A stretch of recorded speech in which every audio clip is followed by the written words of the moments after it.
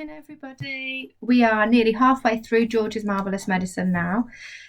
So before we go back to school, whenever that may be, we will have finished George's Marvellous Medicine. I'll make sure of it. And when we get back to school, I've got some new chapter books to share with you, which is really exciting. So hopefully we get to see each other soon and we can share a story in person.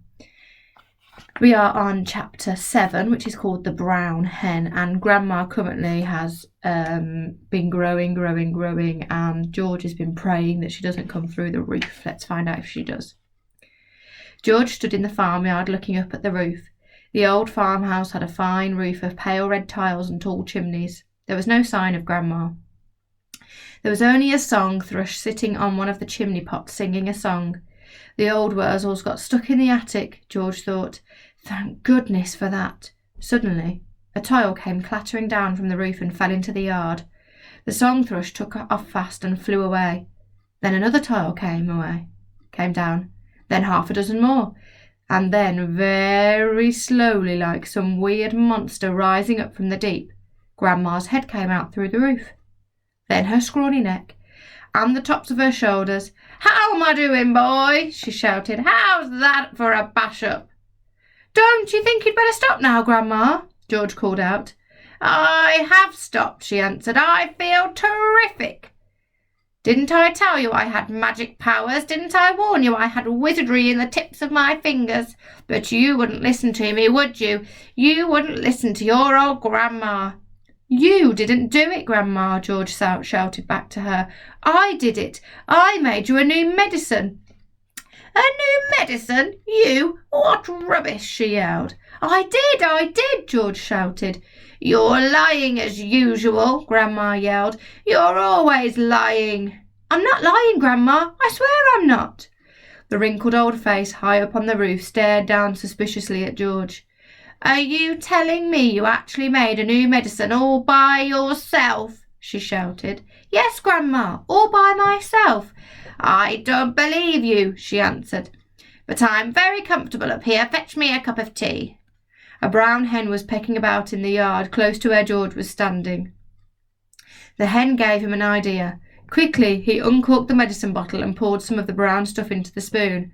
"What's this, Grandma?" he shouted. He crouched down, holding out the spoon to the hen. "Chicken," he said. Chicken, come here, have some of this." Chickens are stupid birds and very greedy. They think everything is food. This one thought the spoon was full of corn. It hopped over. It put its head on one side and looked at the spoon. "Come on, chicken," George said. "Good chicken, chick, chick, chick." The brown hen stretched out its neck towards the spoon and it went peck. It got a beakful of medicine. The effect was electric. "Ow-wee!" squeaked the hen, and it shot straight up into the air like a rocket. It went as high as the house. Then down it came again into the yard, splosh, and there it sat with its feathers all sticking straight out from its body. There was a look of amazement on its silly face. George stood watching it. Grandma up on the roof was watching it too. The hen got to its feet. It was rather shaky. It was making funny gurgling noises in its throat. Its beak was opening and shutting. It seemed like a pretty sick hen. "You've done it in, you stupid boy," Grandma shouted. "That hen's going to die. Your father'll be after you now. He'll give you socks and serve you right." All of a sudden black smoke started pouring out of the hen's beak. "It's on fire!" Grandma yelled. "The hen's on fire!" George ran to the water trough to get a bucket of water. "That hen'll be roasted and ready for eating any moment," Grandma shouted. George sloshed the bucket of water over the hen. There was a sizzling sound and the smoke went away. "Old hen's laid its last egg," Grandma shouted. "Hens don't do any laying after they've been on fire." Now that the fire was out, the hen seemed better. It stood up properly, flapped its wings. Then it crouched down to the ground, as though getting ready to jump. It did jump. It jumped high in the air and turned a complete somersault, then landed back on its feet. "It's a circus hen," Grandma shouted from the rooftop. "It's a flipping acrobat." Now the hen began to grow. George had been waiting for this to happen.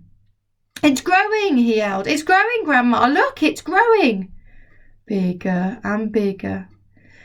Taller and taller it grew. Soon the hen was 4 or 5 times its normal size. "Can you see, Grandma?" George shouted. "I can see it, boy," the old girl shouted back. "I'm watching it." George was hopping about from one foot to the other with excitement, pointing at the enormous hen and shouting, "It's had the magic medicine, Grandma, and it's growing just like you did." But there was a difference between the way the hen was growing and the way Grandma grew. When Grandma grew taller and taller, she got thinner and thinner. The hen didn't.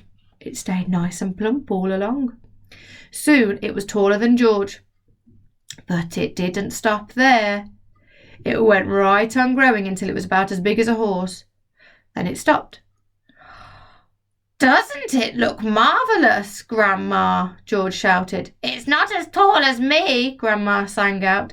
"Compared with me, that hen is titchy small. I am the tallest of them all." Oh my goodness. So Grandma didn't believe that George made a medicine to make her grow. She thought she was doing it on her own.